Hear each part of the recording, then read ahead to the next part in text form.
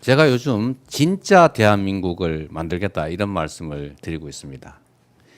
대한민국이라고 하는 국호를 사실 3.1운동 직후에 임시정부가 정한 것입니다.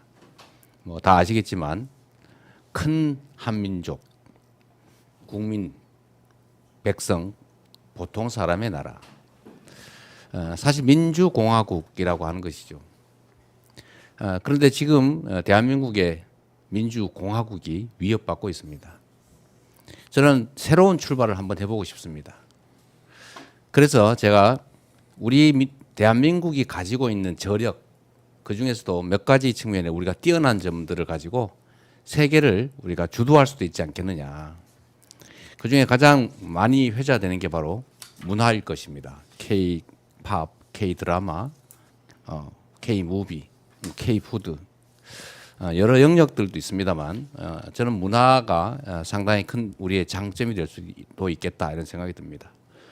방위산업 뭐 사실 우리가 매우 뛰어나죠. 그리고 앞으로 AI 기술 분야에서도 우리가 지금은 잠시 뒤처져 있지만 우리가 힘을 합쳐서 투자하면 상당히 성과를 낼 수 있을 거다 이렇게 생각을 합니다. K 이니셔티브를 통해서 세계를 주도하는 새로운 대한민국으로 우리가 나아가 보자라고 하는 것인데, 제가 우리 두 분 후보님들께도 이런 얘기 한번 나눠보고 싶어요. 저는 우리 민족, 요즘은 민족이라기보다는 국민이라고 하는 게 더 적절할 것 같은데, 저는 엄청난 저력을 가지고 있다고 생각해요. 전 세계에서 아마 무혈로 현실 권력의 이런 권력 찬탈 시도, 확대 시도, 쿠데타 시도 이런 것들을 막아내는 경우가, 또는 권력을 끌어내리는 경우가 아마 역사적으로 처음 있는 일일 겁니다. 두 번씩이나 있는데, 저는 이 K 민주주의 역시도 이 대한민국이 전 세계에 자랑할 만한, 세계 전파할 만한 우리의 자랑이다라는 생각이 들어요. 이런 문화 영역이든 기술 영역이든 민주주의든 우리가 세계에 제시하고 우리가 그걸 주도해서 세계 강국으로 우리가 나아가 보자라는 게 제가 이번 제시하는 우리의 비전이랄까 이런 건데, 우리 김경수 후보님은 이 점에 대한 또 의견하고 우리 김경수 지사께서 가지고 있는 또 비전도 있을 것 같아요. 그 말씀도 한번 들어보고 싶습니다. 말씀 주신 대로 사실 작년 연말에 계엄만 없었다면 국민들이 아마 한강 작가의 노벨상 수상을 그렇죠. 정말 축하하는 축제가 벌어졌을 텐데, 계엄이 마침 딱 그 시기에 계엄을 발표해서 우리 대한민국의 위상을 다시 한번 더 높일 그럴 기회를 또 계엄이 망가뜨린 그런 경우가 있습니다. K 컨텐츠, K 컬처 하는에 대해서는 뭐 두 분도 너무 잘 아시겠지만, 제가 사실 계엄 때문에 급급 귀국하기 전에 한 1년 반 가까이 해외에 체류하지 않았습니까? 해외에 나가 있으면 정말 피부로 많이 느낍니다. 우리의 위상이 얼마나 많이 올라왔는지.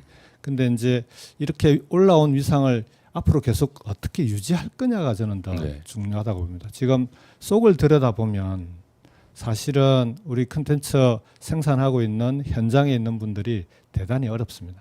우리 이 후보님도 잘 아시겠지만 그 어려운 현장의 콘텐츠 제작자들에게 우리 K 콘텐츠의 그 생태계, 그 콘텐츠 제작자들이 걱정 없이 콘텐츠를 마음껏 생산할 수 있도록 만드는 생태계 조성에 국가가 직접적으로 지금 이제는 투자를 해야 되고 지원해야 된다. 다만 문화에 있어서 정부의 지원은 반드시 팔길이 원칙을 유지해야 됩니다.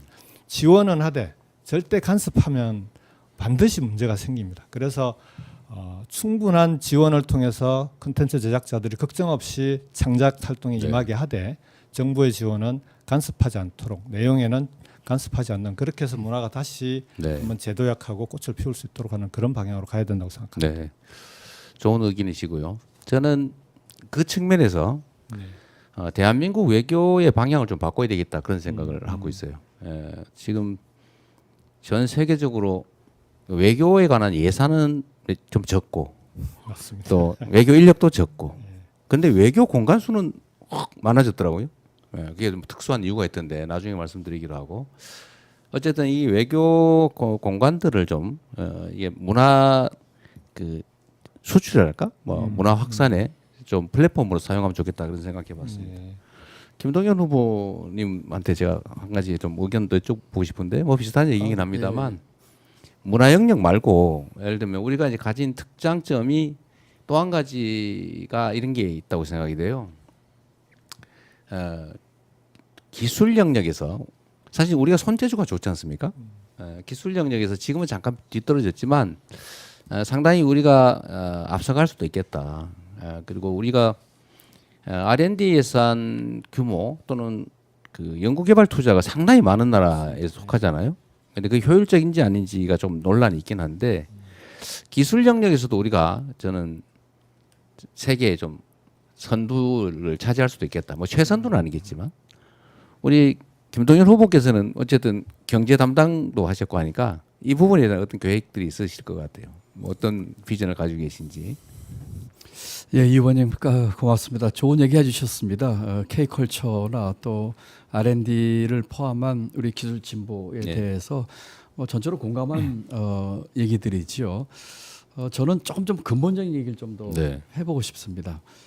우리가 잘 아는 교수님이 제가 성함만 말씀드리지 않겠지만 민주화 이후의 민주주의인가요? 그 네. 책을 쓰셨어요.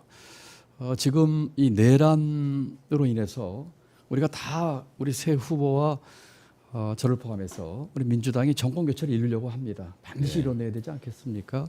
그런데 정권 교체만으로 모든 것이 완성되는 것은 아니거든요. 네. 많은 사람들은 절차적 민주주의가 완성된 뒤에 민주주의가 된 줄 알았지만 그 이후에 우리가 계엄 사태까지 이르는 네. 이런 지경에 이르렀거든요. 그렇다면 우선 대한민국의 그 틀을 새로 만드는 새로운 대한민국을 만들어야 한다고 생각을 합니다. 맞습니다. 물론 네. 예 대표님께서 우리 후보님께서 말씀하신 R&D 기술 진보 또 K컬처 다 중요한 말씀이신데 그런 것들이 올라설 수 있는 우리 대한민국의 시스템을 만드는 것. 네.